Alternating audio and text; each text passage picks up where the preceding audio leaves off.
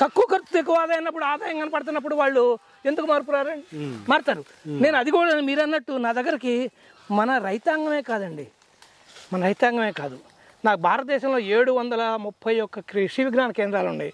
అలాంటిది మన దగ్గరికి 580 కృషి విజ్ఞాన కేంద్రాలు వాళ్ళు వచ్చారు. ఇన్ఛార్జీలు కానీ, ప్రిన్సిపల్ సైంటిస్టులు కానీ, ప్రొఫెసర్లు కానీ వాళ్ళందరూ వచ్చారు. ఈగాక అగ్రికల్చర్ ప్రొఫెసర్లు వచ్చారు, సైంటిస్టులు వచ్చారు, మళ్ళీ అగ్రికల్చర్ స్టూడెంట్స్, రీసెర్చ్ స్కాలర్స్, మళ్ళీ ఈ టెర్రస్ గార్డెనర్స్ వీళ్ళందరూ వచ్చారు. మళ్ళీ రకరకాలైన స్కూల్ పిల్లలు 10, 9వ తరగతి పిల్లలు వాళ్ళు 5-6 వేల మంది వచ్చారు. స్కూల్ పిల్లలకు కూడా ఎడ్యుకేట్ చేస్తాను, ఎందుకంటే నెక్స్ట్ జనరేషన్ వాళ్ళే కాబట్టి. వీళ్ళందరూ వచ్చినా కూడా నేను చాలా ఓపికగా చెప్తా, ₹1 కూడా తీసుకోను. ఎందుకు చెప్తానంటే వాళ్ళలో మార్పు రావాలా. మనం ఓపిక చేసి చెప్పామనుకో కొద్దిగా గొప్ప వాళ్ళలో మార్పు వచ్చింది. మార్పు వస్తే కనీసం రేపటి జనరేషన్ కన్నా మంచి పంట పండిస్తారు.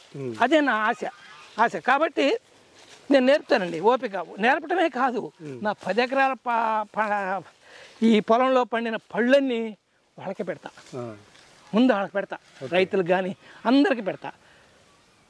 మళ్ళా వాళ్ళకి రుచి చూపిస్తా. ఎందుకు చూపిస్తానంటే మిగతా రసాయనిక వ్యవసాయంలో పండిన పళ్ళ కన్నా కూడా ప్రకృతి వ్యవసాయంలో పండిన పండు ఎంత తీపిగా ఉంటుంది, ఎంత శ్రేష్టంగా ఉంటుంది, ఎంత క్వాలిటీ ఉంటుంది, ఎంత క్వాంటిటీ వస్తుంది ఇవన్నీ చూపిస్తా. కాబట్టి మారుతారు వాళ్ళు. మీకు బజార్లో ఇట్లాంటి రుచికరమైన పండు దొరకదు కాబట్టి వాళ్ళకి టేస్ట్ చేపిస్తా.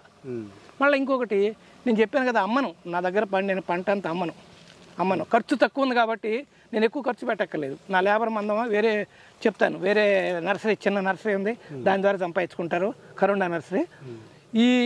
ఈ పళ్ళు మొత్తం అనాథాశ్రమాలకి ఇస్తా, ఫ్రీగా ఇచ్చేస్తా. చాలా ఉన్నాయి నాకు, 7-8 అనాథాశ్రమాలు ఉన్నాయి, వృద్ధాశ్రమాలు ఉన్నాయి. మళ్ళా స్కూలు, జిల్లా పరిషత్ స్కూల్, పెద్ద కాన్వెంట్లకు నేను ఇవ్వను. డబ్బులున్న కాన్వెంట్లు వాళ్ళు పెట్టుకోగలుగుతారు. జిల్లా పరిషత్ హై స్కూళ్ళు ఉన్నాయి, గవర్నమెంట్ చిన్న వాళ్ళు చదువుకుంటారు, మధ్యతరగతి పిల్లలు, వాళ్ళకు కూడా ఫ్రీగా ఇచ్చేస్తాను.